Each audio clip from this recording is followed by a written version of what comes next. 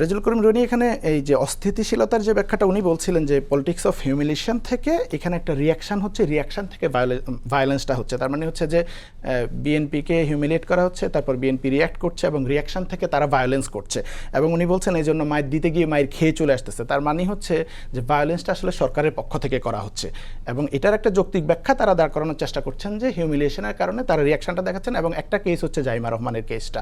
জাইমা রহমানের কেসটা ঢাকা বিশ্ববিদ্যালয়ে যেটা হয়েছিল যে একজনের ফেসবুকে ধরনের একটা পোস্ট কিছু, পরবর্তীতে দেখা গেল যে এটা একটা ভুয়া ছবি বা ভুয়া আইডি থেকে স্ক্রিনশট নিয়ে বা কিছু করেছে। তো এরকম ভুয়া ফটো কার্ড ছড়িয়ে এটাকে নিয়ে একটা তুমুল কাণ্ডকীর্তি করা হলো, থানার ভিতর গিয়ে হামলা করা হলো এবং পরবর্তীতে যখন এটা প্রমাণিত হলো যে এটা একটা ভুয়া ফটো কার্ড ছিল, তারপরেও তারা এই ফটো কার্ড শেয়ার করে যাচ্ছেন। তার মানে হচ্ছে তারা আসলে এমন হওয়া অস্বাভাবিক না, তাদের মধ্যেই কি এই ভুয়া ফটো কার্ড তৈরি করে একটা কৃত্রিম অস্থিতিশীলতা তৈরি করতে চেয়েছে। এটা হতে পারে। আবার ধরেন পতিত যে ফেসিবাদী শক্তি আছে তারা হচ্ছে বিএনপি বা জামাত দুই পক্ষের হয়ে নানান জায়গায় এরকম ভুয়া ফটো কার্ড তৈরি করা বা একটা কৃত্রিম সংকট তৈরি করার চেষ্টা করতে পারে আমার কাছে মনে হয়।